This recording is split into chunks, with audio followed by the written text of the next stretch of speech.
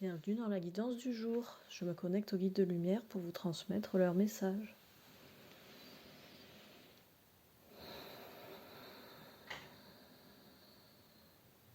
On va parler de surf aujourd'hui. Alors, comment vous pouvez vous mettre en équilibre sur votre planche là, sur votre plaque. Votre plaque, vous savez, dans le sens de être à côté de la plaque ou être sur sa plaque, quoi.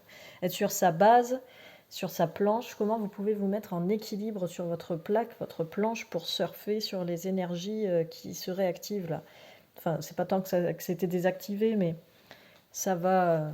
Je crois que les guides l'avaient dit, ça va s'accélérer en juin. En juin, ça va secouer. Enfin, ça va secouer tout le temps. En fait, là, ça va être crescendo jusqu'à l'automne. Les énergies. Donc, comment vous pouvez dès à présent vous entretenir et moduler votre équilibre intérieur, extérieur, à tous les niveaux, donc physique, émotionnel, mental et spirituel, toujours pareil, hein, dans tout votre être, dans tout l'être humain. Comment vous pouvez moduler votre équilibre sur votre plaque pour être à votre juste place, votre juste plaque. J'aime bien ces mots-là, comme ça, qui se recoupent. Pour accueillir et vous laisser, j'allais dire vous laisser porter par les énergies. C'est pas tant ça, parce qu'il faut pas se faire emporter comme une tornade qui passe et se faire balloter comme ça. C'est pas ça l'idée. Mais par contre, l'idée, c'est de ne pas se retrouver dans le rouleau de la vague, quoi. Si on reste sur le surf, il ne faut pas que vous vous fassiez emporter par la vague, mais du coup, il faut que vous trouviez en vous-même et pour vous-même le moyen, en fait, de surfer comme ça, de manière sécure et fluide et naturelle et souple, en fait, avec ouais, vraiment cette notion de fluidité et de souplesse pour pouvoir être sécure et être à l'aise, et en fait pour être complètement en concordance avec les vagues énergétiques qui s'en viennent là. C'est-à-dire que, bon, je fais pas de surf, donc du coup, je peux pas donner d'exemple précis là-dessus. S'il y en a qui pratiquent, tiens, si vous voulez partager en commentaire, ce serait sympa et intéressant. Mais j'imagine là, quand j'ai cette sensation de surf, j'imagine vraiment la souplesse en fait, la souplesse des jambes. À la fois, il faut être gainé en haut du corps, quoi, du coup, pour tenir l'équilibre. Et puis, il faut garder cette souplesse dans les jambes pour suivre en fait le mouvement, faire corps complètement avec la planche de surf, on va dire. Et être vraiment connecté à la vague pour avoir à la fois la notion, la conscience et la mesure du courant, des mouvements, de la tenue du rouleau, là, par exemple, quand ça surfe dans les vagues hautes, dans les grandes vagues. Il faut être complètement connecté à ça, être hyper attentif en fait à ce qui se passe pour tenir bien en équilibre. Et puis en même temps, il faut suivre le mouvement, il faut suivre la progression de la vague pour pas se laisser emporter justement et écraser par le rouleau, par ce repli là, ce rouleau énergétique du coup, si on revient sur les énergies. Vous voyez comment ça résonne pour vous ça et comment vous visualisez la chose, parce que parce que c'est un peu ça l'idée, c'est vraiment, il faut être à la fois, il faut être gainé, donc il faut être en place. Si je le transcris là, du coup, de notre exemple de surf à notre exemple d'énergie, sur les énergies, il faut être bien en place, donc faut se muscler quoi à l'intérieur, et ça rejoint un peu les habitudes qu'il fallait mettre en place pour se préparer à tout ça, justement, à toutes ces vagues et tous ces mouvements énergétiques. Donc il faut se gainer, il faut être bien, il faut se mettre à la fois en équilibre, et pour se mettre en équilibre, il faut quand même avoir de la souplesse dans les jambes, donc il faut rester souple et flexible sur ce qui s'en vient.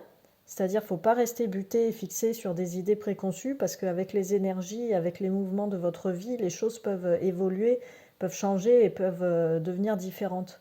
Donc il faut rester quand même flexible. Il faut être capable de se dire, ah ben là je partais dans cette direction, mais finalement il y a peut-être autre chose de mieux, donc il faut être capable de changer d'orientation. C'est comme peut-être comme sur la vague, je ne sais pas. Vraiment, j'ai jamais fait de surf, donc je ne sais pas développer mon exemple. C'est dommage parce que c'est vraiment ça que je ressens, en tout cas comme exemple adéquat.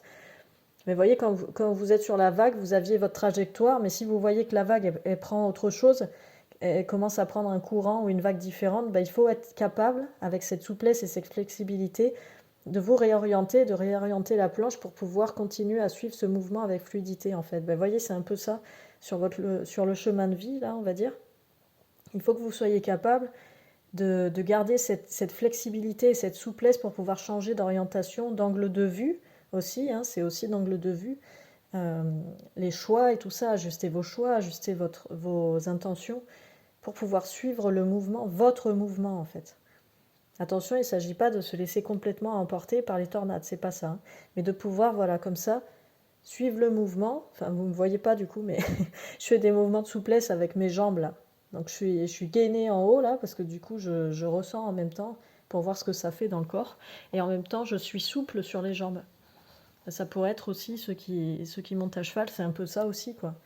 Il faut être gainé en haut pour bien tenir l'équilibre du corps, pour que le corps soit en légèreté et en équilibre, et en même temps, il faut avoir vraiment cette souplesse pour amortir et pour orienter ce poids du corps justement dans les jambes, quoi. Les jambes, le bassin, c'est un peu ça.